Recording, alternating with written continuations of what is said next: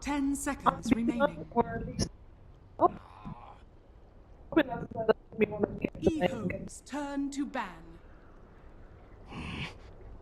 Alright. CDEC's turn Interesting, to this ban. game we see CDC again on the Radiant side. Can be 2 games are on the Radiant side. I don't know. Not Isn't sure that why. interesting? Isn't that weird? I don't know. Isn't that weird? It's weird, yeah. That's what I don't know if you 10 think there's a reason why Winter, you probably would know best. Like what? Why 5 does seconds CDC remaining. want to be on the Radiant side? So who was the first pick the last game? Reserve time. Wasn't it CDC had first pick both games? I guess. So EHOME wanted to be on Dire more than first pick. So probably what happened? Yeah, CDC probably chose first pick game 1, and EHOME chose Dire instead of first pick in 2. I see.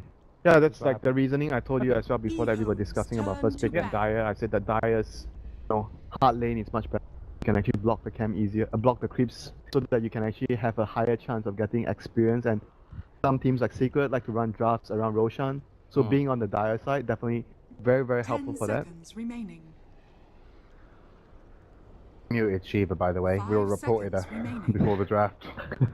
So I do apologise if you don't hear Shiva throughout the draft, but we'll get that sorted if she's nice. CDEC's We'll have to go turn through to low pick. priority games. Yeah, a couple of priority games. Should be back for the last series of the game. Hey. EHOME's turn to So I Um, guess we got our answer, so they're just gonna do the same thing. More team fight, I think, though. I think they'll draft far more. Well, this was their one of their second pros. This was the so- faceless horse, the faceless void. I'm losing my mind on XZ. So they've got their one pro. They're all in the game. So I think Unity was the other pro. That's worked out pretty well for CDEC. Probably 100% win rate. So if you're CDC's coach, you'll be really happy now. Yeah. I mean, everyone's in the game, and we got faceless void. We are, let's just, do we get extra gold from randoming? 10 seconds If remaining. that's an option. They've only had 3 losses in a row under those same conditions. Yeah. 5 seconds remaining. Apart from that. This is everything we have. I feel like, correct, tell me if I'm CDEC's stupid. turn to ban. I feel like with the constant team fights and kind of EHOME, they've been playing these quite tanky lineups. You just want to be able to delete heroes. Bursts, yeah. Yeah. You need more bursts. And I feel that that's really what CDEC seconds haven't brought remaining. into these fights. They haven't brought enough burst. I personally, if I was that 5 bounty, I would have just gone seconds Dagon, remaining. because I'm a douche bag. I mean, it's the right idea, right? If you're not Reserve getting kills time. with bounty, then what is the purpose of hero? Exactly. Apart from to piss people off. And to annoy junglers. EHOME's Yeah. turn to ban. I like Bounty Hunter a lot. We have a win ratio that isn't terrible on that hero. Pretty easy at 1k MMR. Don't lie, Still James. higher than OD Pixel though. 10 seconds That remaining. 1k, I believe, I think. So you guys were talking about whether they turn to should remove the ban. Ursa, so maybe because they felt like EHOME went back for Dire again, they wanted to do something similar. Well, they tried the level 1 Roche last time. I think the Lion was a bigger deal, though. I don't know. Yeah, if but I'll- he played, like, it wasn't the hero. I felt like it was Lamb playing very well. It wasn't because the hero was. It was good versus the Void. 10 They fingered and seconds just killed the remaining. Void like 3 or 4 times, I want to say, in the team fight. And I think it was like 5 Scan seconds who was doing stats. He mentioned his build. He Reserve maxed time. out Hex Mhm. over kind of like Mana drain. Mana drain. EHOME's turn to In ban. team fights, it's huge, right? It's like Yep. a huge duration. But yeah, any thoughts on that? It's really easy to get like your level 10 or so as Lion, but making the jump from level 10 to 14 is like where it's that's where your level progression really slows down. So you kind of have to 10 make the choice between seconds one of the 2 remaining. spells. So Okay. And because of the build as well, because don't forget, the old 5 Lions, seconds you don't get remaining. mana boots for Aether. Yeah. You go for Dagger for stuff. So basically what he's doing now, he's getting Reserve Aether Lens time. first, so your mana problem is solved. You don't need any more extra points in the mana drain. Probably you want 1, 2 points, Okay. then you're good to go. So you're able to actually adjust and adapt your build. and you need to have the HUD disabled to deal with the Faceless Void, prevent him getting the time walk off. So something kind of unique. Yeah, just a thing, Steve. If you want to say anything, because you don't have a mic, just write it down. You can use the board and pass it to God and we'll read it out. He just wants your notes. Yeah, Secretly. you prepared for this? Writing the draft down. James, you don't want to know what she said about your attire. My attire? Yeah, she had notes on yours as well. Oh no. Alright. Lenny, you look deep in thought, or maybe it's just you look. I think about what hero they want to give aggressive now that they don't have the gyrocopter. What other hero can dump a lot of damage into Chronosphere? I like Klings They though. play, yeah, Clinks I like earlier. Klings. Plays Klings, and Klings has a really good synergy with Chronosphere. EHOME's turn to pick. And it's like a hero that I would say is fast-paced, suits his playstyle. You don't really need to wait on any big items. You just need level 6, level 7. You're running around. You still do like a medallion or whatever it's called. It depends on the game. I think most of the things that get medallion is mostly on the dire side, where you want to have an early Roshan Okay. with the hero. On the Radiant side, probably you see a very standard build. You get Desolator, then you get BKB if you need it. 10 seconds. So you I was guys thinking are- Ember more. Ember, this Yeah. game. I was thinking Ember a little bit more. 5 seconds He remaining. has a little bit better synergy with their heroes. I also feel like they just had a really weak front line. Like anyone who was Reserve next to the time. Ursa just had to run away, which is not what you want. I think you need to be able to, I don't know, threaten them with a hero up in the front, because that's why the Faceless Void died so often, because he was the one who had to be up in front to protect everyone else. I think if someone else can go in, then Faceless Void can get good ultimates without the. Yeah, that was sort of basically what we curse. were talking about in which game was that? CDEC, the first game where they had Sven on aggressive, and he was the first one running in, Yep. giving the whole team vision. So Yeah, the Void could have chronoed a lot of heroes because of that. They need a hero like that. I don't really like the range backliners, although it is better because you can like attack during the Faceless Void ultimate. I think it's more important that the Faceless Void can actually go around CDEC and not be the turn first to one pick. in. Well, Mirana's going to be picked Oh, up, lane. and Shiva, we've unmuted you potentially.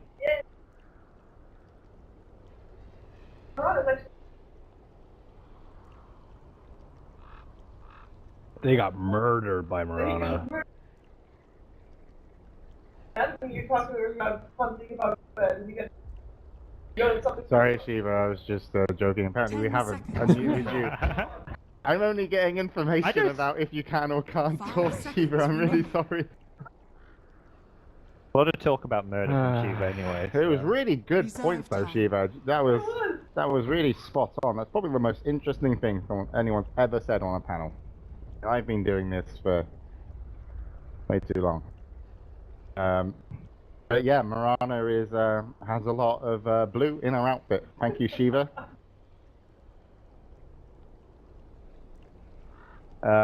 Anyone else want to continue? This was a very similar setup where OD and Mirana were versus the Void, and it was EHOME who had the Void and MVP Phoenix that had the OD and Mirana, and the Void just could not do anything all game long. So you think it's going to be an OD safe lane?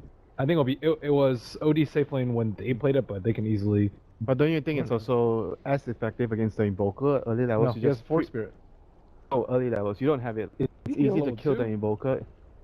So you don't think that it's as effective? No, I don't think it's that effective. They can also just draft like a Abaddon or something like that, but It's easier to camp like have a support help mid than have a support Yeah, help the help your off lane off lane. probably. The Void's okay. often left alone to solo. yeah.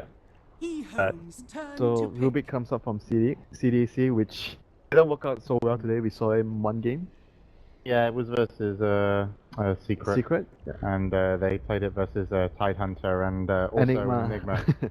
Didn't actually steal anything, didn't do anything, and Puppy But just kind of went ham. it still seems strange here, right? If when they go for the Rubik, and when we talk about Void before, we Maybe they- wanted supports, that deal damage in Chrono. CDEC turn Oh, to laning pick. phase problems now. CDEC. Yeah, people say the Broodmother. Who said that earlier? It was Broodmother versus the Invoker is a problem. even if you play that. Cinderin. Okay. He said it as a mid matchup. Yeah.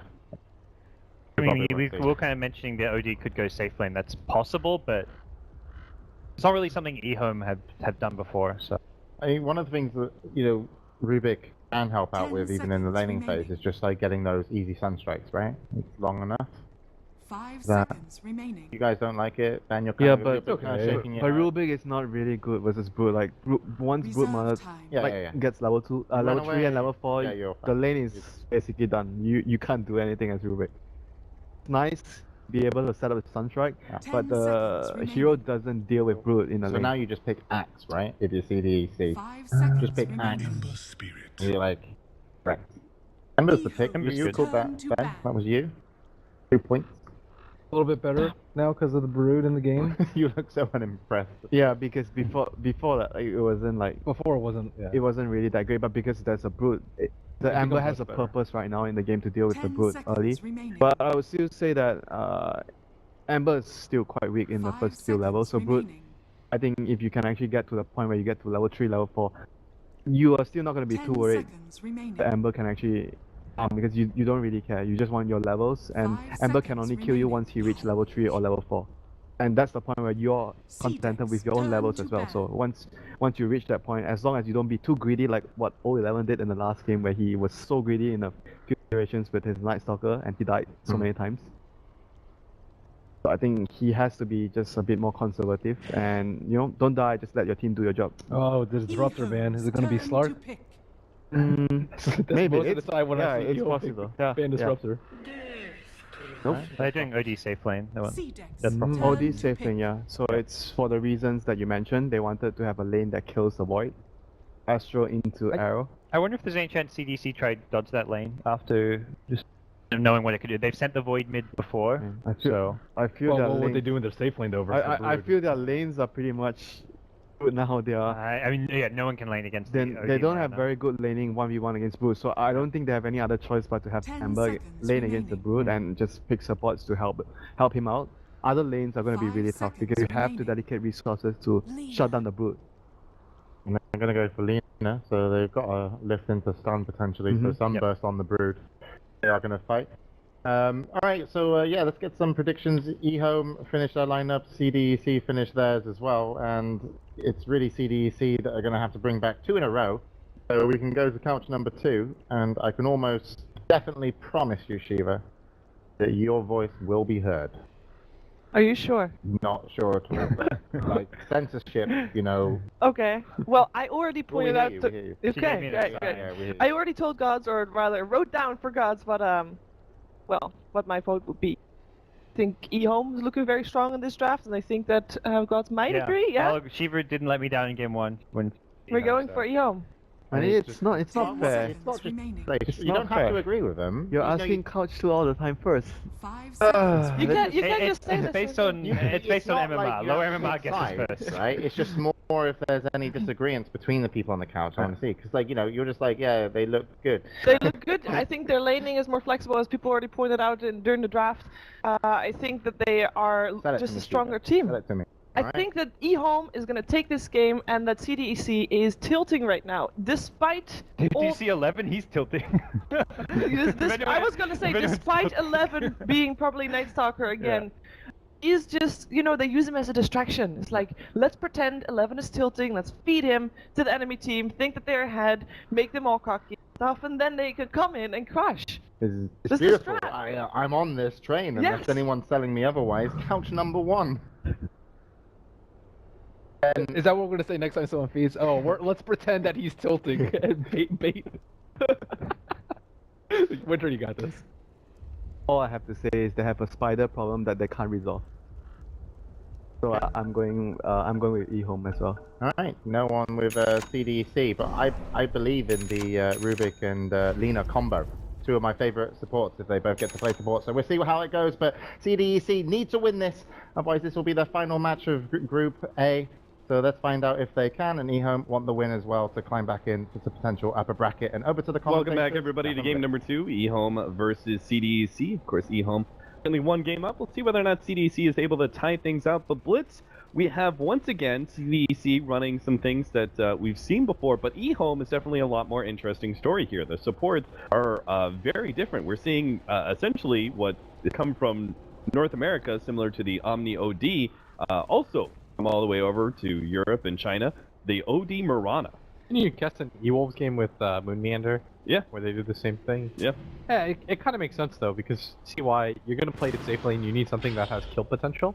That's something that we always talk about, right? At least I make a point to bring up in every broadcast is you want to have kill potential on the offlane. And this is definitely a hero combination that does it for you.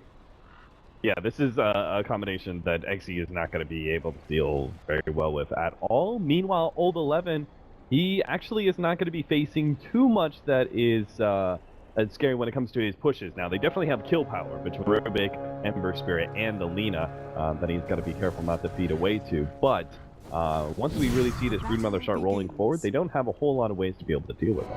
Yeah, this Death Prophet's going to cast Spirit Siphon. Oh dear. Shiki is going to be run down for a bit of damage, but he was able to pick up the Bounding Rune. The Broodmother did get the Bounding Rune at bottom lane, and is actually making his way to where? Is it going to be mid Broodmother? It is. It is! Nice. So mid Broodmother, change up as well. Oh, no. Always bringing different strats. And but... this is something that we talked about too, is like one of the best Invoker counters is you take this Broodmother. Mm-hmm. A lot of people look at a hero like Brood and they think it's weird. Look at Kaka. He knows he's got to get the Tango over to Broodmother so he can counter the counter. A lot of people are just like, Broodmother, it's not a mid hero, but it is. Like, if you think about it, it hard nullifies a lot of other mid heroes. Yeah. And now Garter's in this weird, unenviable position where he's a support Rubik that has a dust, but no kill potential there. This is Brood. And I'm going to reference that a lot, like kill potential, because it's important. Can you or can you not get on a hero? Just use those two. Bottom. And this bottom lane's not going to be a whole lot of fun either without the Rubik here. This Death Prophet Night Stalker is actually a pretty powerful lane that he's got to be careful with. The slow, of course, allowing Old Chicken to be able to get off full Spirit Siphon. And we already talked about the fact that they have kill potential against the Faceless Void. This is EHOME once again. We saw this in their previous series, is that they're setting themselves up to potentially win every single lane. So weird. I don't think I've ever seen offlane DP before. I remember I got into some discussion about some guy who told me like offlane DP legit, and I was like, what MMR are you, like 2k? Like, you're insane, but look, it's kind of working. But at bottom, Kaka's 100% gonna go down. Yeah, definitely dead. Aggressive is the one to pick up that first blood. Meanwhile, they're actually positioning themselves to try and get a kill on Shiki right now. Lanham is thinking about throwing out the arrow. He's just waiting for Shiki to stand in one place for a little bit too long. Everything about EHOME's setup is just a little bit off. Yeah. And individually it probably works out, but it's like the combination of three things. Like, you have this Mirana and Night Stalker support, neither of them have that hard disable that you usually look for in your supports for your team fight. Then you've got a Brood mid, which you see sometimes, but it's pretty infrequent. I feel comfortable saying. Yeah, it started off in the South American scene, and then showed up in the South Asia scene, then Europe started running it. It was just like this very weird spread. They had it at TI as well. Yep. Brood. Yeah, that's true. They're immediately going to switch things around because that they know they want their Invoker to have good. And Shiki is not going to have the best start against Broodmother mid. He has zero potential to really do much. Old 11 can harass him out. Whereas aggressive, at least he's got the Flame Gun. Even then, it's not that great. Yeah, EHOME definitely identified that the two different potential mids from CDEC were not going to be enough to stop a mid Broodmother. Oh, again, they're still left in this position where their toughest lane is going to be their Death Prophet Night Stalker, but they'll probably still be able to farm decently well. We'll see how well a Death Prophet is able to execute, though, when we start going 20 minutes into the game, with a little bit of lackluster farm compared to mid Death Prophet. That is going to be an issue. That slowed down Yule Scepter.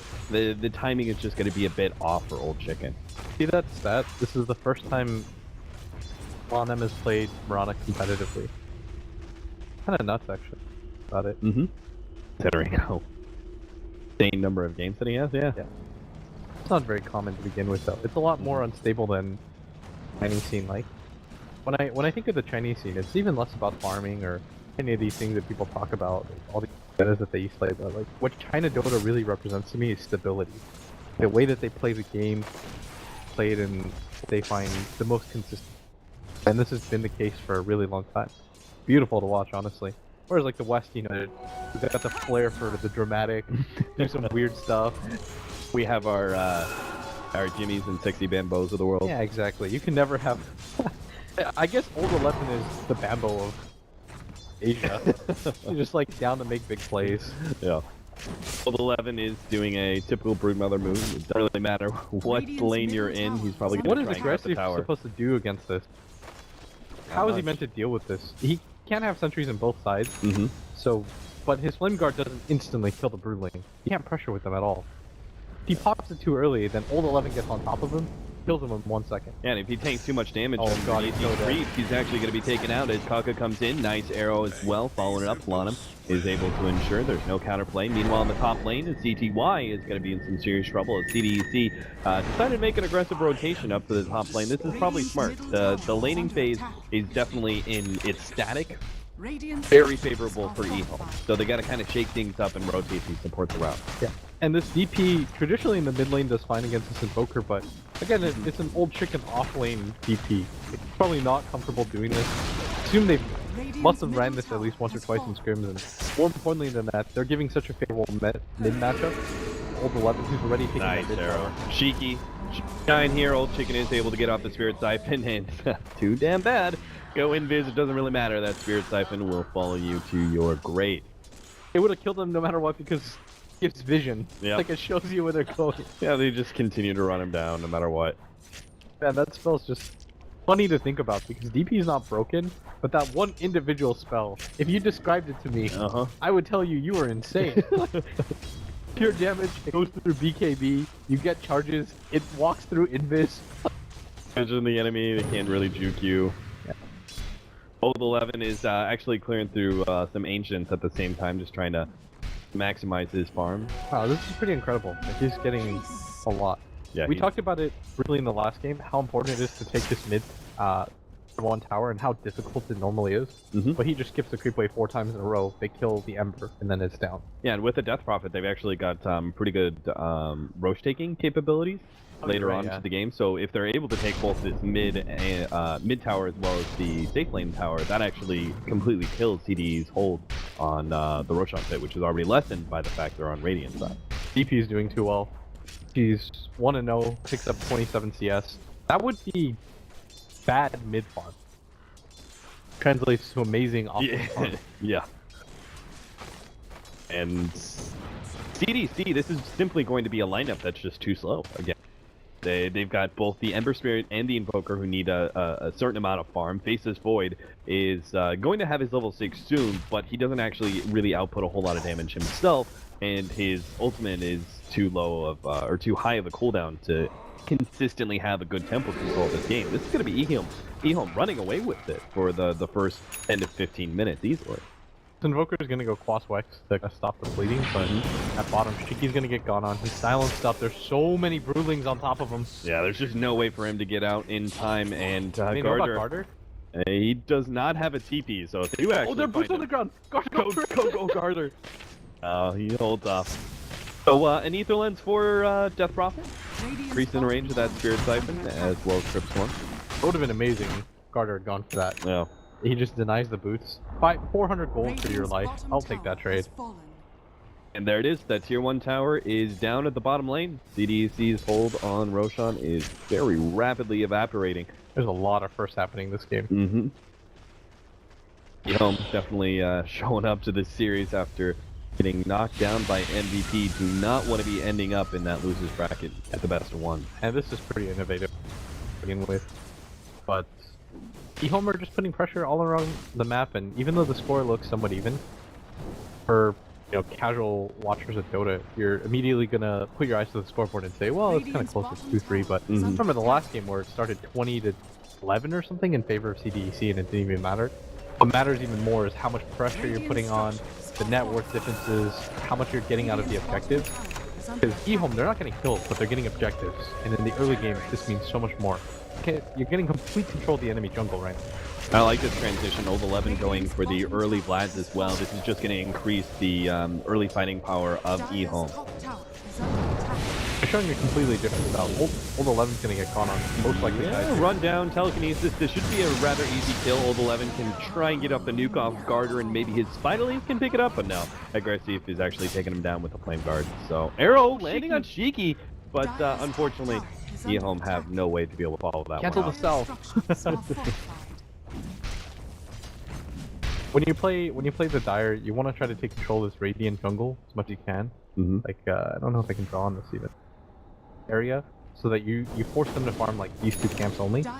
And then you just go for the Roshan eventually, take map control, play the game where you starve out the enemy, force CDC to play on your side of the jungle, then you can just board that and You've got map control and you win the game just by getting like 3 Roshans and eventually going high ground for people that don't know.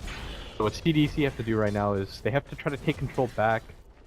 They've got to get this Brood down as many times as they can, because this is a pretty central hero, the EHOME's plot. This is even more of an extreme version of the hold on the Radiant jungle than we normally see. Being able to get this kind of aggressive vision down in lane as well as this forward ward means that they can't actually get into this right side of the jungle at all without being scouted. Yeah. The Broodmother's early taking of that tier 2 tower is really what allows this kind of aggressive warding to succeed. It's a really cool strategy. I think people aren't gonna really realize it. They're gonna look at the heroes and think, okay, that's neat, but there's like the actual play aspect of it too. Pretty well calculated by EHOME so far. Shiki having to deal with these spiderlings constantly. The next exorcism is up in 15 seconds. Can EHOME roach that early? Oh, it looks like old 11 not getting hit by the Light Strike Array, but it doesn't seem to matter. The Laguna Blade is going to be thrown out there. Meanwhile, Nightstalker actually goes down to the bottom lane as Aggressive is able to pick up that kill. At one point, it looked like the gold was ticking down to almost 7k, but the XP now in favor of CDEC. They're getting these high priority kills. EHOME can't afford that. Just talked about how central the Brood is to the strategy. Can't lose him twice in a row like this back to back. Give up a lot of the map control. You allow Shiki to continue to farm up. Pretty terrible thing to happen because he's gonna get his Midas now. Kind of puts him back. There's a time period where he was really far behind, even worse than the offlane DP. But now he's got the Midas. Once they start to pick up objectives, they'll get even further ahead. They kill mid, kill bottom, now going for the trifecta as they're going to be able to make the 3-man smoke up the top lane. The Moonlight Shadow is there, but they do have the Chronosphere to be able to reveal CTY as he's going to be held down. Oh, the silence goes down actually. Old Chicken in a great position there. He's going to be able to blow up XD and protect CTY until Aggressive comes back. Oh, the imprisonment goes out just in time, dodging some of that damage. The Tornado still coming out. Aggressive knows he can still play forward here as EHOME are going to be losing CTY. Old Chicken turning to fight Aggressive as best as possible. That Spirit Snipe go to town. He will be able to pick up the kill. Old Chicken's even going to be able to survive as CDEC have drawn themselves out too far until, Death Dropping. Getting hit by that Dragon Slave. Nightstalker too far forward. Now Lonham, he definitely does not have the levels to be able to fight this one out as he's got 3 levels of Sacred Arrow. They do have the Broodmother coming in from behind though, and that's definitely going to be a sacrificial Q. What else can Old 11 get though? Shiki's down to half health. He's got Tornado up. He's going to be able to turn around by himself. Time to get off the Ghost Walk and will be able to survive from there.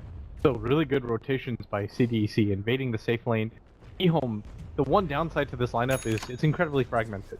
You have to wait for this lineup to develop. Map control, you allow the Broodmother to kind of become this unkillable stalker in the jungle where you have no idea where she's going or what she's doing.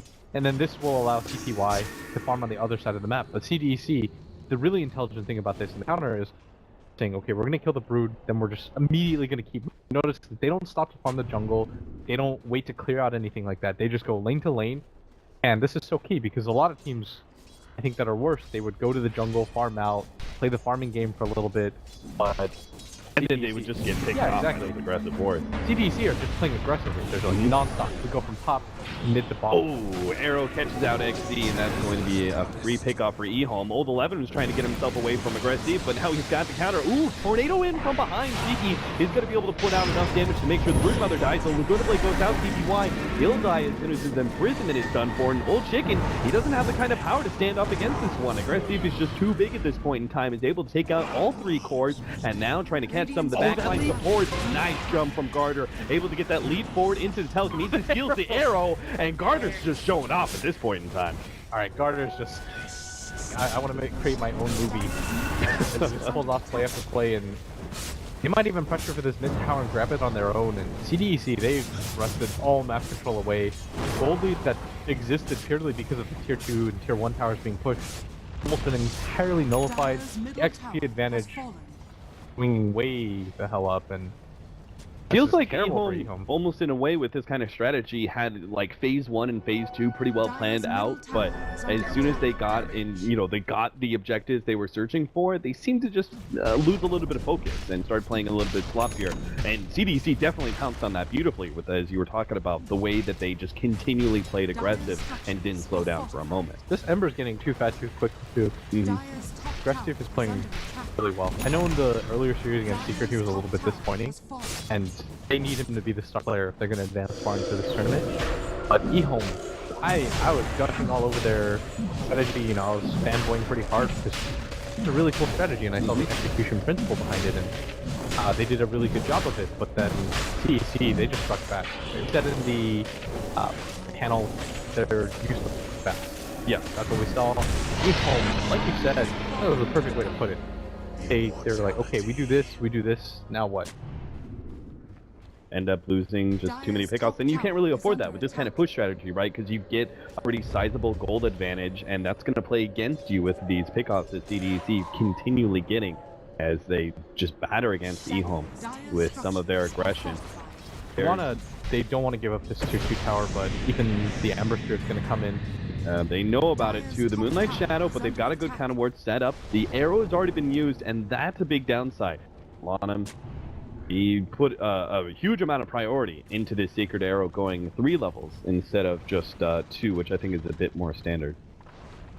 It doesn't level up the max stun or min stun or anything like that. It's just the damage. Yeah, the damage progression from level 1 to level 2 is big. 50 to 140. I think after that, though, I think the 3rd level is a little bit of overkill. Yeah, agreed. You kind of want that Starstorm just because of the heavy nuking power plus some farming potential, I guess, from a support position. He's always going to frontline this. He has the Aegis. They don't want to give this up.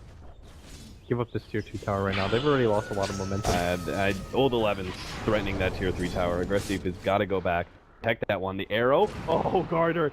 He is going to be hit dead on by that one. CTY is going to be able to blow him up. Nice and quick to that ultimate. EMP not going to be able to do much there. The imprisonment is out in time. Q is going to try and land the Light Strike Array afterwards. Does land it, but it ultimately means nothing. EHOME has successfully defended their tier 2 tower thanks to Old 11 pushing out that bottom lane.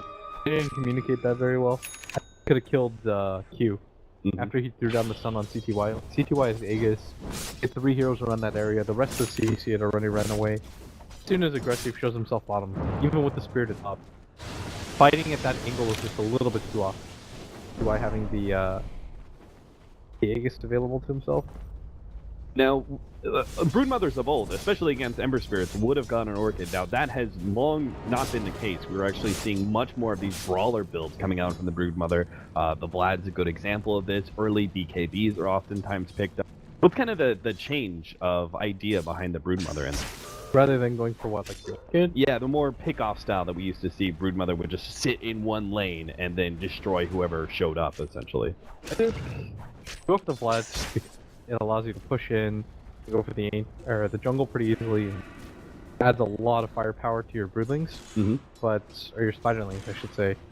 I think getting the BKB early against this kind of line. Old Chicken, oh, he is still gonna go down here. That was decent commitment there from CDEC. That was a full rotation from 5 heroes with Twin Blade also being used.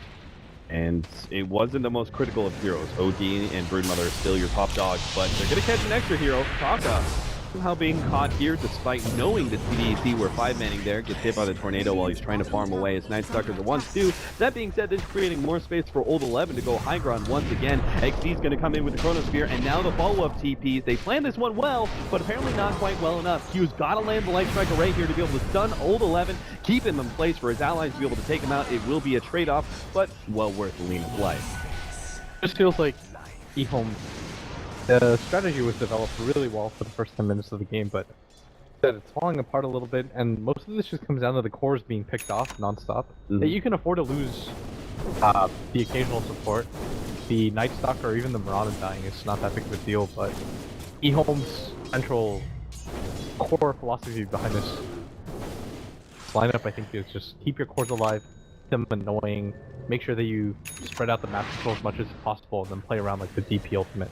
But DP isn't a hero that typically offlanes, and I'd imagine it's not the best back into the game when you've been stacked so hard. Yeah, and let's talk about that Ether Lens build. I'm not going to hate on it too much. If I was seeing it from like a mid-death Prophet, it's kind of interesting, but we were already talking about how his farm in the off lane is going to slow down that Yule Scepter, and if you pick up another item before that Yule Scepter, you're just doubling the time on that. Is this a mistake by Old Chicken? Is this Yule Scepter timing really costing EHOME a lot of control, or you think it's alright? I think it's okay, because he needed the Arcane Boots. He's an offlaner. Yeah. He doesn't have the stats. He doesn't have a null topspin or a bobble or anything like that. I wouldn't really want him to go bottle at that point because he just has to stat up and get arcanes. Right. In hindsight, of course, you can say that he could have just gone straight for the ult, but even then, I don't think he would have farmed as much as he did. It was just very natural, right? If you're gonna go the arcanes, make use of that mana booster a little bit. CDEC are just playing this really well because they know that home don't have the hard lockdown available for the DPL to be really effective in straight up fights, and they know that the Broodmother can't really fight because she has no web system set up. They're taking all these fights around the map, keeping Old 11 on his toes. Yeah, he's getting some damage on that tower bottom, but is 500 damage on a tower worth repeatedly losing team fights? Definitely Yeah, not. and speeding up that Battle Fury, perhaps, the Ember Spirit. He's farming away. He's got Boots of Travel Drums, Perseverance, and is another 1,000 gold or so away from completing that Battle Fury. Now, EHOME were hoping to be able to get a pick off. They ran a 4-man smoke all the way down to the bottom lane. If they could get something, they can actually quickly go uphill and force CDC on the defensive nice and quick, but... Too obvious. Yeah, way too obvious. They only managed to get a ward up, and that's it. CDC realized exactly what was going on and took advantage of it. Nobody was fighting top lane. Yeah. Fought so hard. You rotated 4 heroes. You were willing to lose the fight just to defend that 2-2. And then aggressive is just like, poke. Poke is like, anybody here? That's the context you should think about it. Yeah. Like, they were trying so hard to defend that tower. And then aggressive is by himself, does not take towers quickly. No. It's like, one hero has to be there, defends it. Nobody shows up. That alone just should sound off the alarm bells. Tell everybody on your team they are bottom. What you're going to do is go for a pick off and then immediately high ground with the DPO. They just play defensive with everyone else. Ember takes the tower, and now EHOME are left in a position where it looks like Roche number 2 may be their high ground potential, but I feel like they're going to have to at that point. yeah. Because they can't afford to go late game against Ember Void, right? No. And the Invoker, really underrated. True. Plus Lina as a support. I think he's getting a decent amount. He's got a 4-staff already. Rubik's got Blink, Arcanes. Like, all of their supports are getting farmed. And this is traditionally something you don't see out of CDC support. Garter and Q, especially Garter, often just kind of gets sacked a lot. And it's actually EHOME supports that get a lot out of the last game that they won. But Lanam just kind of prioritizes himself. But I love that about Dota. You just make all of these little inferences of the information that you have, educated guesses. They don't have any wards at the top side, but tell like what's going on. Yeah. ETY is trying to finish off his BKB right now. Bexy is going to put a stopper in that one if he can with the Chronosphere combined with Shiki. Oh, CTY jumps back just at the right time. They still have the Orchid though, and that's going to be problematic for CTY. Needs to stay. The mech is going to come in. That'll keep him alive. And now CDC are the ones trying to run themselves out, but Old Chicken is coming from the side, slowing down Shiki enough. They'll be able to pick up that 1 kill and look for more, but it looks like the Ember Chains are going to be enough to stop that one. But that being said, CDC are on full retreat. They're going to lose Q here. This just leaves another opening once again for Old 11 to go for the high ground push. He's going to pressure up, but luckily for CDC, it's not the Ember that they lost. They can just send him down the Flame Guard, and Garter alone is enough to do this. Even stole the spawn Spiderlings. Can start to get counter-aggressive with these. All those time-dilated Spiderlings. Aggressive! No Battle Fury. No Battle Fury yet, so most of those Broodlings will be able to survive, but Old 11's got to keep an eye on that one. I think the next Roshan is EHOME's time to strike. It was a really good fight that they took at top, killing the Lina and the Invoker. But it's going to cost you the DP ult almost every time. We talked about it too. It was really close for them only getting the Invoker. Well, the Lina almost made it out. Radiant's top You have tower no is under way to attack. really stop people from kind of running away. Radiant's Have those structures crazy are crowd control fortified. abilities like that Lanam Ravage Lion last game. Yeah. XD is about to complete a Blink Dagger. Yeah, it's it up now. So they'll have that extra initiating tool. He's CT-wise. Great counterplay there with the Blink back. Bottom lane, Old 11 is going to be caught once again. Pops the BKB, turns on the ultimate, is going to be able to kill Q. It looks like he'll get the other support as well. The question is whether or not he'll survive through this. Shiki needs just a little bit more damage. Old 11, unfortunately, has taken damage from Shiki and won't be able to get himself inside the trees. So he does end up going down. That being said, picking off the 2 supports isn't too bad. Did cost him his 10-second BKB, but at least he had enough reliable gold to complete the defusal play. The Invoker is the gem. Almost no chance he's going to get out of that. You see a machine gun fire with the Alacrity. Fuck the Orchid. It gets so goddamn fast. Yeah, the Quaswex build on Invoker is just known for this incredibly deadly single target pickoff between the Orchid Silence, Cold Snap, and the high amount of attack speed he has. Ember's gonna get the huge infusion of gold and experience. They go for this top pressure, but CDEC, they're not gonna give anything away for free. Not when they're this far ahead. I don't even want to say this far ahead because they've got some weird positional advantages and an Ember Spirit that's getting huge, but EHOME, they're the bend don't break team, right? You get all these kills against them, but they're meaningless, you know? You killed Old Still 11. find a way to be able to end the game. It's like, you killed Old 11 again? We're used to that. It's like, We're just playing on hard mode right now, don't worry about it. Yeah, they're just... Old 11's that player that... The reason he dies, but in net it works out. It's like the highlight die of 4 players. I mean that as a compliment, too. Yeah. I hope people... I know there's like some weird meme that highlight die just dies, but when I think highlight die dies, like, look how much his team got of him. And he gets like a ton of farm, they create space on one side of the map. It's like the same thing with Old 11. And they will be able to take this Roshan. CDEC have to fight through an Aegis if they want to go, and they decide not to. They're also fighting into now a Night Stalker Ags. Doesn't have the gem yet. They've got quite a bit of farm on most of the course though. The BKB is almost completed on the Invoker, but EHOME are still at a pretty dangerous timing.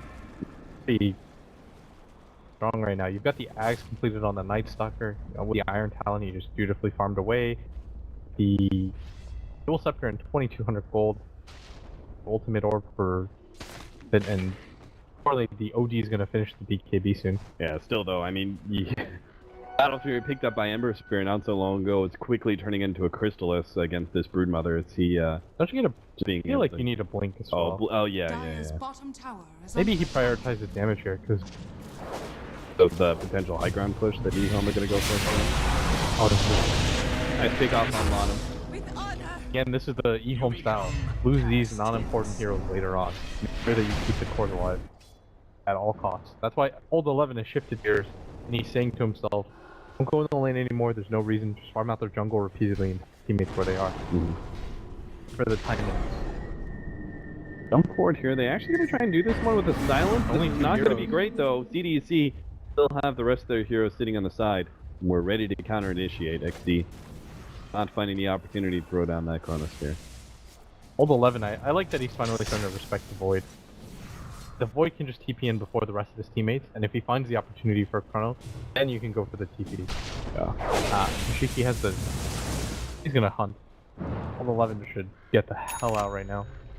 Hiding in the tree line, weird spot. TPing away, XD. Knows the Broodmother is somewhere around, but can't catch him quite in time. Got the BKB now. Him a lot.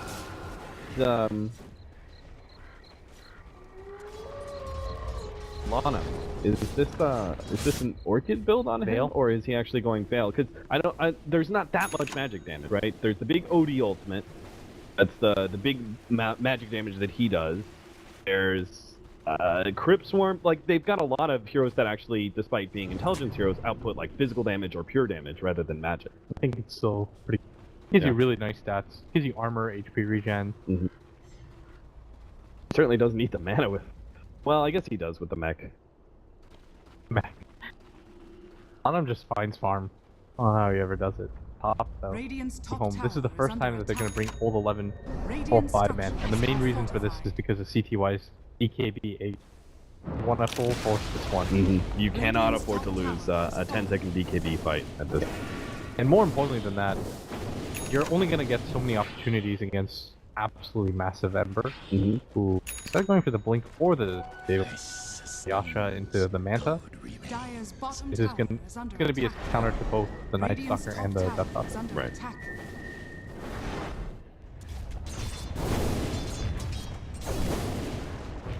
That Death Prophet, the initiation range of like the Aether Lens, like Yule's Silence is pretty... EHOME are running around right now with Kaka, and that Ags, Night Stalker, and Gem. And they take every bit of map control that CDC still have left away from the map. They're going to try and go for the silence play, but realize too many members of CDC are here. Nice turnaround silence there from Old Chicken. And EHOME have popped the Moonlight Shadow, are going to try and get the pick off on Garter. Looks possible, Old 11. Tornado goes down. And Arrow is going to be landing on Garter, so it looks like that's still going to be a kill. They'll need a little bit more damage. One right click is going to do the trick, but he managed to blink himself away. EHOME unable to be able to commit to that kill. Still they'll get the control of the tier 2 tower. Not necessarily a tower the CDC would have needed to fight anyway. Definitely have the better late game, and it seems like high ground defense is all they really need to worry about.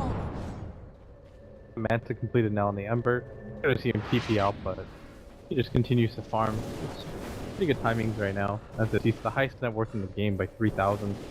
And the Brood Mother was naturally going to be ahead just because of the amount of objectives, including the Roshan. This is a little bit different. He's going to spirit away the other two heroes coming. Here comes that Veil now for Lanham. It helps. We're underrating this item. Up in 4 minutes again. Is this going to be the Moonshard OD? This is one of the big things. He really needs attack speed, right, to capitalize on that Arcane Orb, which is why the Octarine can sometimes be questionable. Smoke attempt is... CDC go for their own smoke. Play just because they know that the A's down. As a result, EHOME getting up their own full force. It's just too hard though against a Night Stalker. Kaka's positioned himself pretty damn well, and now it's going to be CDC who need to try and get out. Q is gonna here, die. Q. He's only got the 4 staff. There's no way he's going to be able to stay ahead of this Night Stalker. Be able to draw a lot of time at least. Unless CDC actually want to try and fight this one. Shiki's here.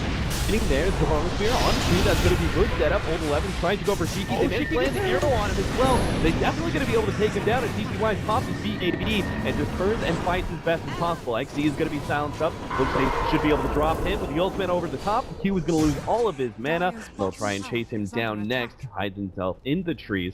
Hoping to be able to juke away CTY while the rest of CDEC starts TPing back. Q still gonna be found though. CTY catch. Oh, are you kidding me? Barely doesn't do enough damage to finish up.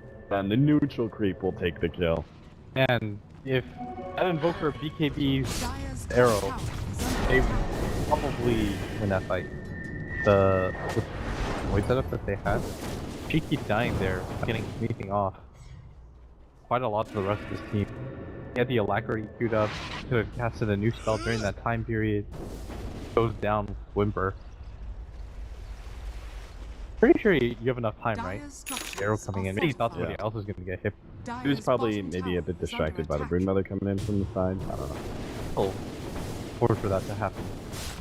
You're going to guarantee yourself this fight. Like, they had time to get out and just ditch Q. That was one of those, okay, we should take this fight. XC is going to get a really nice chrono opportunity because EHOME's getting way too over-aggressive. So it's just a casual gem up by the courier. 11. Abandoning that one, doesn't need it for now. CTY has completed his Moonshard. Even more advantage in nighttime now. So they've got the extra gem taken away from Garter, so Kaka does lose his. All good. Aggressive though, he always has room to split push. He's gonna need to get big first team. They just have no blink hard disables to really deal with him, only the silences. Speaking of which, I think the OD should get a half after this. Yeah. Almost in solo kill potential. Chronosphere, XD. He has the Blink Dagger up too. They know Old 11. They catch him. But is this actually going to be a damage? Yeah, they've actually got him. He was going to be able to line up the Light Strike Array and take him out. Good news is he doesn't have the gem on him. Yeah. They're pinging, they're hoping, but pick up a fresh one. He's got it, but he has to be able to utilize that 10-second BKB this round. The next fight, EHOME. They've used that one BKB on the OD, and they've used 2 charges so far on the Brood, but matter too much. Lincoln's pick up on Old Chick.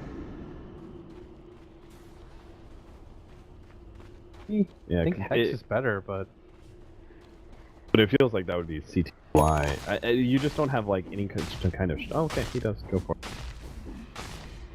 better. Because the Lincolns, what does it really do for you? Block stuff. Yeah, maybe they're working. That's about it. Like, look at this setup. It's not gonna matter at all, but it's kind of neat. They gotta be able to get Old anything Chicken here. Old Chicken does have some allies behind him. They're gonna be able to get the imprisonment off, and there is XD. He's ready to go for jumping on the front lines with BKB, but he doesn't have the chronosphere after killing that Broodmother. They will be able to get the Death Prophet and try and push down for both tier 2s, it looks like. CDEC are actually in a good position to really capitalize off that pickoff. There was almost no chance that... I'm sort of surprised that he went for that. I think the first reveal of the Knight of Ice, and Brexit wasn't really in a position to die. Like, yeah, you've got the head silence, but he still had the Manta. Look how much HP he has in armor. 2100, 14 armor. You're gonna be hard pressed to kill him unless your entire team is in position. Yeah, you definitely need like the OD immediately there, start right-clicking down as soon as possible. That was maybe just a little bit of an overextension. I'm gonna go for this bottom push with Goddard. Gets the lift off. They managed to get the Orchid on him. He has no way to be able to stop that. So, pick off there before the Death Prophet is back up in 15 seconds. And now, Old 11 is going to be found as well. They managed to get both the Chronosphere as well as the Stolen Arrow onto him. CDEC are just tearing apart EHOME now. They've completely fallen apart. They're going to be losing this lane of racks and probably going to be threatened a second lane of racks as well. CDEC just abandoned the bottom lane push. They don't really care that much about the range racks. They want to be able to take this tier 2 and go high ground once again. That Brood doesn't have buyback. He just bought out. They're going to poke, and they're going to find out really quickly that he doesn't have buyout. And they know that the cliff is on cooldown for a fact. EHOME, this is kind of the one downside to their strategy. If their lineup was meant to play aggressively at all phases of the game cap, play defensively like this, it doesn't suit them. The Ember is so huge that he can play the siege game now. 35 seconds now, your Broodmother, you've got to play this perfectly. Old Chicken's already down to half health. They've jumped in on Kaka. The arrow lands on Garner. Coming from behind. Managed to get a lot of damage out, but unfortunately that ult just isn't really impressive. These heroes got off their BKB. DTY's laying a lot of damage into aggressive, though. He no longer has his Manta. Imprisonment goes out. Looks like he should be dying here underneath that one. A little bit more damage. Oh, we actually killed OD first. Kaka, Lana throws out the arrow, but unable to get anything else there. Shiki, defensive tornado as they get themselves out. That would have been a pretty damn decent fight for EHOME if they only hadn't lost that OD. That was kind of worst possible scenario there, is that the Ember gets all the XP and the gold, but the solo pickup on the OD. Sort of surprised that he astraled them. Yeah. If you just kept right-clicking him, would have guaranteed the kill. Or maybe you just go away because you know that the silence is going to end by the time you out of the astral. Really just overestimated how, or underestimated how much damage he did. Yeah, with the completed Scotty Ember Spirit is super tanky. EHOME are going to be able to turn their attention towards Roshan. Roshan number 3, so Cheese is going to be up. It'd be a big pickup potentially for someone like the Death Prophet or... Old 11's about to complete the AC. Old Chicken's got some gold going, but nobody from the rest of the EHOME squad are really going to get that much bigger. So I kind of like them to start looking for these engagements. I don't think you wait for the OD's next major item. It's way too long. Only at 1700 gold right now. Probably give him the Aegis and give Old 11 the cheese. Think Old 11 over Old Chicken? He's decently far. Oh, you give Ruth the Aegis. A little bit surprising. I thought for sure they'd give it DTY. Is the Broodmother is he's almost like a transformational hero in that like he's very dependent on insatiable hunger and BKB to have a large impact in fight. So that's only one of the lives. Pretty surprised about that. Yeah. Honestly, I'd kind of like to talk to somebody and figure out what that's about. But TY's not going to have the Aegis this time around. Maybe they just think he's pretty just farming out everything. Still deals quite a bit of damage. Late game OD. Oh, XC sidesteps that arrow. We'll be able to make it out alive there. Are you still down with this no ags this void that we keep seeing? I think the diesel and BKB are honestly necessary. you want to make sure more than anything, it doesn't matter the cooldown so much as you get off the BKB. And the defusal is a really good cheap counter to the silence, and it gives you some damage. And BKB guarantees that you don't get clipped by some arrow or you stop hitting. Davis next up for Old Chickens, although they'll potentially have the double armor items before the next fight. I do think they should get it now. I don't think there's any point in building him as a pure DPSer. Especially when you've got somebody who combos so well with the Chronosphere and the Ember Spear. At some point though, EHOME are going to want to fight with the Sagas. Picking up a lot of different items on their cores. They've got pretty much everything that they need, sans the Valkyros on Old 11. Maybe you wait for an item pickup from CTY. I didn't anticipate, I guess, with the Moon Shards. He's pretty incredible. Down on creep waves. 40 minutes in, this game has drawn out a little bit longer than our last one, and the advantage is slightly to CDEC's favor. They've got about a 10k net worth advantage, Slightly. 500 experience. But that's essentially like one fight, right? If EHOME finds the correct kind of engagement. EHOME still have a win condition. Yeah. Still have a way to win this game, and that's why you say, even though that you've got the 10k lead, you got this farmed as hell Ember, still feel okay. The biggest problem is they need strong initiation, which they simply do not have without the Sight of Ice on the OD. Yeah. They got to be able to catch that Ember Spirit and blow them up. Here we go. I think you go for the fight right now. You got the buyback available on the OD. Doesn't got the Aegis as well on Old 11. I think it's about time. Fortunately for them, CDEC are playing inside the dire jungle and backing away from a potential fight with EHOME. EHOME are going to start pursuing, but with the Forge Spirits there, plenty of alarm bells should be going off for CDEC. CDEC right now are just relaxed. Saying, okay, we're going to wait out the Sagas timer. We know you want to fight around it, so we're just going to play the guerrilla warfare game. Run, hit and run, force you to react to this top lane. They're not hard committing to anything because they don't want to have to. They're up a set of racks, and another set of racks might just things over for them. OD though, gotta be careful. This hero's gonna hit hard. Got a fully completed Shiva's. Means Chicken should get Lotus Orb? Yeah. I was just about to say, I'm a little bit surprised. I really thought the Sight of Ice was the best choice for him and have Shivas on the EP instead. But... Link Hex is criminally, can't even say underrated, it's perfectly rated, it's amazing. But armor is going to be needed against this Ember Spirit indeed.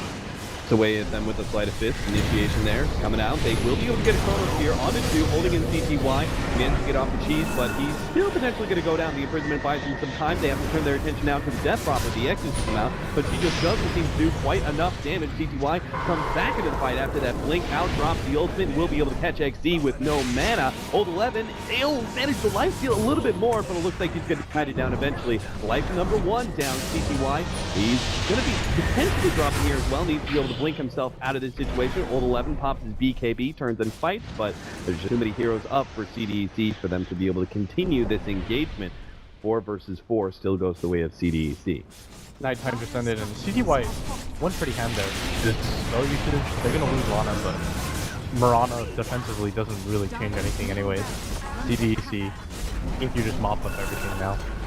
Second lane Rex and EHOME are going to be hard pressed to come back from this one, as CDEC are not actually going to be stopping anytime soon. They're going to go for the full Mega Creeps wipe here. No Aegis, no BKBs. And no OD ultimate either, and that's going to be the big one. They catch out CTY. He has no buyback, and this could be EHOME just GGing out. If Old 11 can't make something happen, with life steal going away, he's managed to keep himself alive, but he can't actually threaten anybody from CDEC. He dies as well. Kaka's going to be the 5th hero down, and EHOME call it. It'll be a tie now for CDEC as they manage to even the series up. What a world we live in where the consensus for most people, tournament favorites, are 1 game away from being 4th in the group, and to work their way through 2 best-of-1 brackets in a row. Yeah. I can't even believe this.